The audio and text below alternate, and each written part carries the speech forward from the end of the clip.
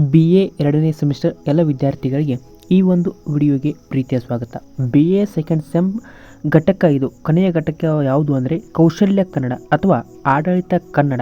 ಈ ಆಡಳಿತ ಕನ್ನಡದಲ್ಲಿ ಕೊನೆಯ ಅಧ್ಯಾಯ 12 ವೇದಿಕೆ ಕಾರ್ಯಕ್ರಮಗಳ ವಿಧಗಳು ಹಾಗೂ ಮಾತುಗಾರಿಕೆ.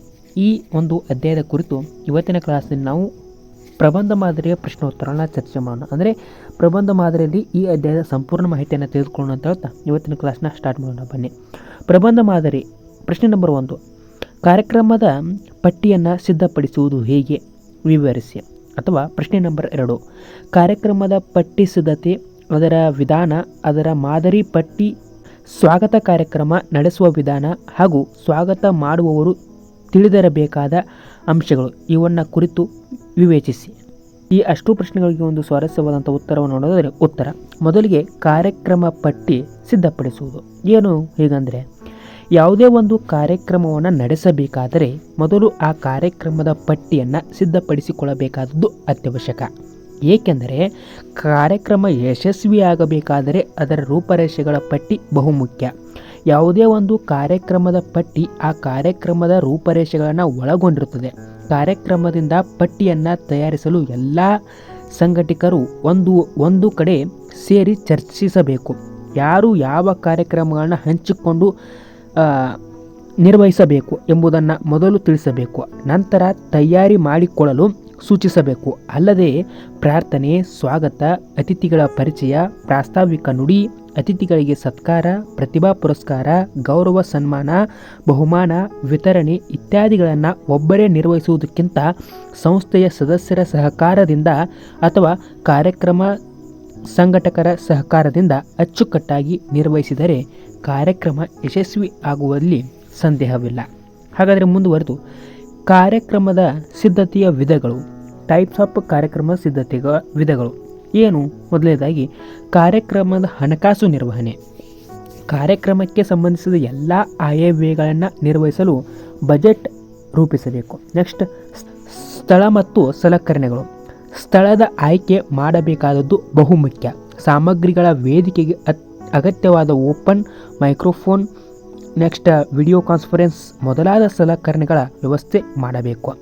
ಇನ್ನು ಸಾಮಾಜಿಕ ಮತ್ತು ಮಾರುಕಟ್ಟೆಗಳ ಪೂರಕ ಪ್ರಚಾರ ಏನು? ಕಾರ್ಯಕ್ರಮದ ಮಾಹಿತಿಯನ್ನು ಶ್ರೋತೃವರ್ಗಕ್ಕೆ ತಲುಪಿಸಲು ಇಮೇಲ್, ಮಾರುಕಟ್ಟೆ, ಸಾಮಾಜಿಕ ಮಾಧ್ಯಮ, ಫೈರ್ಗಳ ವ್ಯವಸ್ಥೆ ಅತ್ಯಗತ್ಯ. ಇನ್ನು ಅತಿಥಿ ನಿರ್ವಹಣೆ ಏನು? ಕಾರ್ಯಕ್ರಮದ ಪೂರ್ವಭಾವಿಯಾಗಿ ಅತಿಥಿಗಳನ್ನು ನೋಂದಾಯಿಸಬೇಕು, ಅವರನ್ನು ಆಹ್ವಾನಿಸಬೇಕು ಮತ್ತು ಅನುಸರಿಸಬೇಕು. ಇನ್ನು ಕಾರ್ಯಕ್ರಮದ ನಿರ್ವಹಣೆ ಏನು? ಕಾರ್ಯಕ್ಷಮತೆ, ಸಮಯ ನಿಯಂತ್ರಣ ಮತ್ತು ನಿರ್ಧಾರವನ್ನು ನಿರ್ವಹಿಸಲು ಎಲ್ಲ ಘಟಕಗಳನ್ನು ನಿರ್ವಹಿಸಬೇಕು. ಇನ್ನು ಮೌಲ್ಯಮಾಪನ. ಕಾರ್ಯಕ್ರಮದ ನಂತರ ಪ್ರತಿಕ್ರಿಯೆಗಳನ್ನು ಸಂಗ್ರಹಿಸಿ ಮೌಲ್ಯಮಾಪನ ಮಾಡುವುದು. ಕಾರ್ಯಕ್ರಮದ ಮಾದರಿ ಪಟ್ಟಿ. ಒಂದು ಕಾರ್ಯಕ್ರಮದ ಒಂದು ಮಾದರಿ ಪಟ್ಟಿಯನ್ನು ನೋಡೋದಾದರೆ ಕರ್ನಾಟಕ ಸರ್ಕಾರ, ಕಾಲೇಜು ಶಿಕ್ಷಣ ಇಲಾಖೆ, ಸರ್ಕಾರಿ ಪ್ರಥಮ ದರ್ಜೆ ಕಾಲೇಜು ಬೆಂಗಳೂರು ಇವರ ಒಂದು ಕಾರ್ಯಕ್ರಮ ಹಮ್ಮಿಕೊಂಡಿರುವ ವಿಷಯ ಏನು ಅಂದರೆ 2024-25ನೇ ಸಾಲಿನ ಸಾಂಸ್ಕೃತಿಕ ಸಾಹಿತ್ಯಿಕ NCC ಆ್ಯಂಡ್ NSS ಘಟಕ, ವಿಂಗ್, ಕ್ರೀಡೆ, ಭಾರತ ಸ್ಕೌಟ್ಸ್ ಮತ್ತು ಗೈಡ್ಸ್, ಯೂತ್ ರೆಡ್ ಕ್ರಾಸ್ ಇವುಗಳ ಕಾರ್ಯಚಟುವಟಿಕೆಗಳ ಸಮಾರೋಪ ಸಮಾರಂಭ ಹಾಗೂ ಅಂತಿಮ ವರ್ಷದ ವಿದ್ಯಾರ್ಥಿಗಳಿಗೆ ಬೀಳ್ಕೊಡುವ ಸಮಾರಂಭ. ಈ ರೀತಿಯಾದಂಥ ಒಂದು ಸಮಾರಂಭ ಒಂದು ಎಕ್ಸಾಂಪಲ್. ಹಾಗಾದರೆ ಇದು ಸ್ಥಳ ಕಾಲೇಜು ಸಭಾಂಗಣ, ದಿನಾಂಕ 31/8/2023. ಈ ರೀತಿಯಾದಂಥ ಒಂದು ಆಮಂತ್ರಣ ಪತ್ರಿಕೆನ ರೆಡಿ ಮಾಡಿಕೊಳ್ಳೋದ ಒಂದು ಎಕ್ಸಾಂಪಲ್ ಇದು. ನೆಕ್ಸ್ಟ್ ಕಾರ್ಯಕ್ರಮದ ಪಟ್ಟಿ. ಯಾವ ರೀತಿಯಾಗಿ ಕಾರ್ಯಕ್ರಮವನ್ನು ನಿರ್ವಹಿಸಬೇಕು? ಮೊದಲನೇದಾಗಿ ಪ್ರಾರ್ಥನಾ ಗೀತೆ, ತದನಂತರ ಸ್ವಾಗತ ಹಾಗೂ ಪುಷ್ಪಾರ್ಚನೆ, ಅದರ ನಂತರ ಅತಿಥಿಗಳ ಪರಿಚಯ, ತದನಂತರ ಪ್ರಾಸ್ತಾವಿಕ ನುಡಿ, ವಿದ್ಯಾರ್ಥಿಗಳಿಂದ ಅನಿಸಿಕೆ, ಮುಖ್ಯ ಅತಿಥಿಗಳ ಭಾಷಣ, ನೆಕ್ಸ್ಟ್ ಅತಿಥಿಗಳಿಗೆ ಸತ್ಕಾರ, ಪ್ರತಿಭಾ ಪುರಸ್ಕಾರ, ಅಧ್ಯಕ್ಷೀಯ ಭಾಷಣ ಮತ್ತು ವಂದನಾರ್ಪಣೆ. ಈ ರೀತಿಯಾಗಿ ಕಾರ್ಯಕ್ರಮವನ್ನು ಹಂತ ಹಂತವಾಗಿ ಮಾಡಿಕೊಂಡು ಹೋಗಬೇಕು. ನೆಕ್ಸ್ಟ್ ಸಭೆಯ ಸ್ವಾಗತ ಕಾರ್ಯಕ್ರಮದ ನಡೆಸುವ ವಿಧಾನ. ಸಭೆಯ ಸ್ವಾಗತ ಕಾರ್ಯಕ್ರಮ ನಡೆಸುವ ವಿಧಾನ ಯಾವ ರೀತಿ?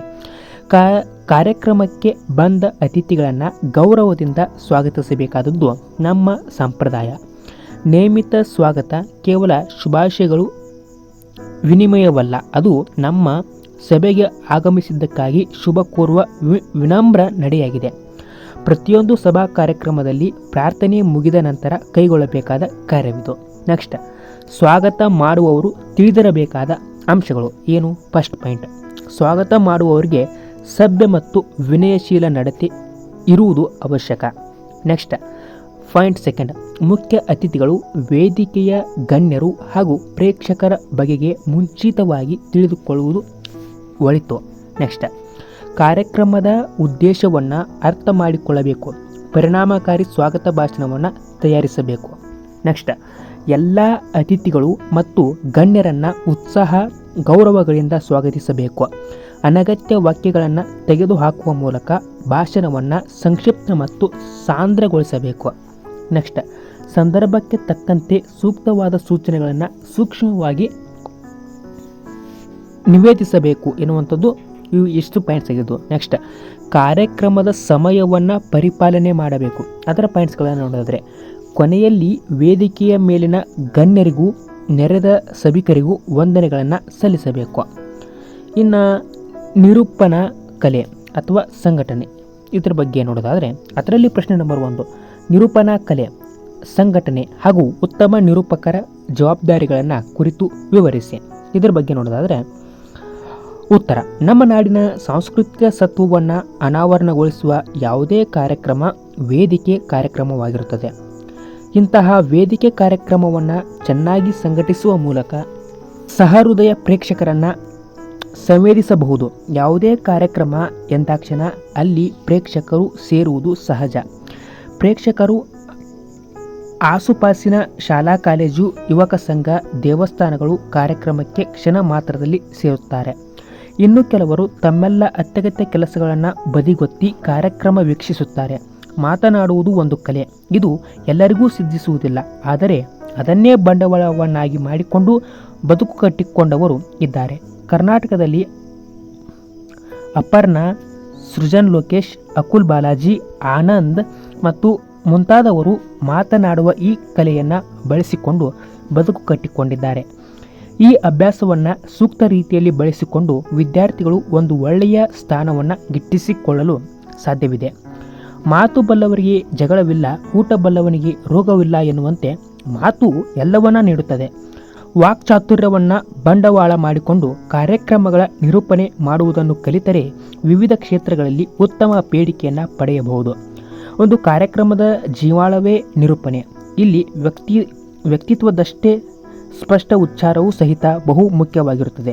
ಎಲ್ಲರನ್ನ ಸೆಳೆಯಬಲ್ಲ ಕಂಠ ನಿರೂಪಕ ಶೈಲಿಗೆ ಅತ್ಯವಶ್ಯಕ. ಇತ್ತೀಚಿನ ದಿನಗಳಲ್ಲಿ ಕಾರ್ಯಕ್ರಮ ನಿರೂಪಕರಿಗೆ ಅವಕಾಶಗಳು ಹೆಚ್ಚಾಗಿವೆ.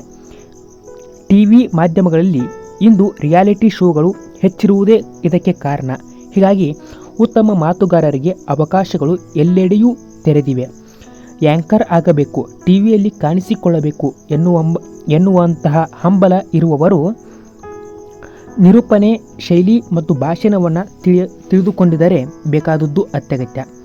ಶಾಲಾ ಕಾಲೇಜುಗಳಲ್ಲಿ ಭಾಷಣ, ಸಂವಾದ, ಡಿಬೇಟ್ ಇನ್ನಿತರ ಸ್ಪರ್ಧೆಗಳಲ್ಲಿ ಭಾಗವಹಿಸಿ ಮೆಚ್ಚುಗೆ ಗಳಿಸಿದ್ದರೆ ಮುಂದೆ ಇಂತಹ ಕ್ಷೇತ್ರದಲ್ಲೂ ಉದ್ಯೋಗ ಕಂಡುಕೊಳ್ಳಲು ಸಾಧ್ಯವಿದೆ. ನಿರೂಪಣೆಯ ಶೈಲಿ ರೂಢಿಸಿಕೊಳ್ಳಬೇಕಾದರೆ, ಮಾತಿನ ಮೇಲೆ ನಿಯಂತ್ರಣ ಸಾಧಿಸಬೇಕಾದರೆ ಸಮಯ ಮೀರದೆ ಮಾತನಾಡುವ ವಿಧಾನ ಕಲೆಯಾಗಬೇಕೆಂದರೆ ಹೆಚ್ಚಿನ ಖರ್ಚಿಲ್ಲ. ಕೆಲವು ಸಂಸ್ಥೆಗಳು ಇಂತಹ ತರಬೇತಿಯನ್ನು ಕಡಿಮೆ ಖರ್ಚಿನಲ್ಲಿ ನೀಡುತ್ತವೆ. ಜೊತೆಗೆ ಟಿವಿ ರಿಯಾಲಿಟಿ ಶೋ ಆ್ಯಂಕರ್ಗಳಿಗೆ ಪ್ರತ್ಯೇಕ ತರಬೇತಿ ಕೋರ್ಸುಗಳಿವೆ. ಈ ಕುರಿತು ಆನ್ಲೈನ್ ಯೂಟ್ಯೂಬ್ ಚಾನಲ್ ಮೂಲಕವೂ ಬೇಕಾದಷ್ಟು ಕಲಿತುಕೊಳ್ಳಬಹುದು. ನೆಕ್ಸ್ಟ್, ಉತ್ತಮ ನಿರೂಪಕನ ಜವಾಬ್ದಾರಿಗಳು. ಏನು ಉತ್ತಮ ನಿರೂಪಕನ ಜವಾಬ್ದಾರಿಗಳು? ನಿರೂಪಕ ತನ್ನ ನಿರೂಪಣೆಯಲ್ಲಿ ಕೆಲವು ಉತ್ತಮ ಜವಾಬ್ದಾರಿಗಳನ್ನು ರೂಢಿಸಿಕೊಳ್ಳಬೇಕಾಗುತ್ತದೆ. ಆರಂಭದಲ್ಲಿ ಎಲ್ಲರಿಗೂ ಕೃತಜ್ಞತೆ ಸಲ್ಲಿಸುವುದು, ಎಲ್ಲರೊಂದಿಗೆ ಪ್ರೀತಿಯಿಂದ ವರ್ತಿಸುವುದು, ಕಾರ್ಯಕ್ರಮದ ವಿಷಯ ವಿವರಣೆಯನ್ನು ಹಂಚಿಕೊಳ್ಳುವುದು, ವೇದಿಕೆ ಖಾಲಿಯಾಗದಂತೆ ಮಾತಿನ ಚಮತ್ಕಾರಿಯಿಂದಲೇ ಕಾರ್ಯಕ್ರಮ ನಿರ್ವಹಿಸುವುದು, ಈ ಮುಂತಾದವು ಉತ್ತಮ ನಿರೂಪಕನ ಜವಾಬ್ದಾರಿಗಳಾಗಿವೆ. ಕಾರ್ಯಕ್ರಮಗಳಲ್ಲಿ ನಿರೂಪಕರು ಸಾಕಷ್ಟು ಪೂರ್ವ ತಯಾರಿಯೊಂದಿಗೆ ಸಿದ್ಧರಾಗಬೇಕು. ಕಾರ್ಯಕ್ರಮದ ಆಗುಹೋಗುಗಳು ಸಮಗ್ರ ಅರಿವು ನಿರೂಪಕರಿಗೆ ಇರಬೇಕು. ಸಕಾಲಕ್ಕೆ ತಕ್ಕ ಸೇರ್ಪಡೆಗಳನ್ನು ಸೂಕ್ತ ಸಮಯದಲ್ಲಿ ಸಂಯೋಜಿಸುವ ಶಕ್ತಿ ಇರಬೇಕು. ಕಾರ್ಯಕ್ರಮ ನಿರ್ವಹಣೆಯಲ್ಲಿ ಬಹು ಮುಖ್ಯವಾಗಿ ಗಮನಿಸಬೇಕಾದ ವಿಚಾರವೇನೆಂದರೆ ಕಾರ್ಯಕ್ರಮ ಪ್ರಸ್ತುತಪಡಿಸುವ ವೇದಿಕೆ ಮತ್ತು ಪರಿಸರ ನಿರ್ದಿಷ್ಟ ಕಾರ್ಯಕ್ರಮಗಳನ್ನು ಒಂದು ಚೌಕಟ್ಟಿನೊಳಗೆ ನಡೆಸುವುದು. ಕಾರ್ಯಕ್ರಮ ಯಶಸ್ವಿಯ ದೃಷ್ಟಿಯಿಂದ ಇದು ತುಂಬ ಒಳ್ಳೆಯದು. ಸಾಹಿತ್ಯ ಸಮ್ಮೇಳನದಂತಹ ಕಾರ್ಯಕ್ರಮದಲ್ಲಿ ಸುಗಮ ಸಂಗೀತ, ಮಾತಿನ ಮಂಟಪ, ಮಿಮಿಕ್ರಿ, ರಂಗನಾಟಕಗಳು ಸೂಕ್ತವಾಗಿ ಸಾಹಿತ್ಯಸ್ಥರಿಗೆ ಹಿಡಿಸಬಹುದು. ಅದೇ ರೀತಿ ದೇವಸ್ಥಾನದ ಬ್ರಹ್ಮ ಕಲೋತ್ಸವ, ಜಾತ್ರೆಗಳ ವೇದಿಕೆಯಲ್ಲಿ ಯಕ್ಷಗಾನ, ಸಾಮಾಜಿಕ ನಾಟಕ, ಭಕ್ತಿ ರಸಮಂಜರಿ ಕಾರ್ಯಕ್ರಮಗಳು ಸಾಂದರ್ಭಿಕವಾದವುಗಳು. ಶಾಲಾ ಕಾಲೇಜಿನ ವಾರ್ಷಿಕೋತ್ಸವದಲ್ಲಿ ಸಾಮಾನ್ಯವಾಗಿ ಎಲ್ಲ ಕಾರ್ಯಕ್ರಮಗಳು ಮನರಂಜನೆ ಮತ್ತು ಪ್ರತಿಭಾ ಪ್ರದರ್ಶನಕ್ಕೆ ವೇದಿಕೆಯಾಗಿವೆ. ಇತ್ತೀಚೆಗೆ ವಿವಾಹ ಸಮಾರಂಭಗಳಲ್ಲಿ ರಸಮಂಜರಿ, ಧಾರ್ಮಿಕ ಭಾಷಣಗಳು ನಡೆಯುತ್ತಿವೆ.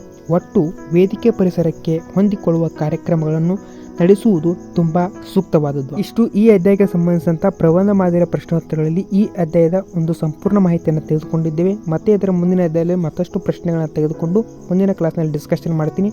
ಅಲ್ಲಿವರೆಗೂ ಎಲ್ಲರಿಗೂ ನಮಸ್ಕಾರ. ಜೈ ಹಿಂದ್, ಜೈ ಕರ್ನಾಟಕ ಮಾತೆ.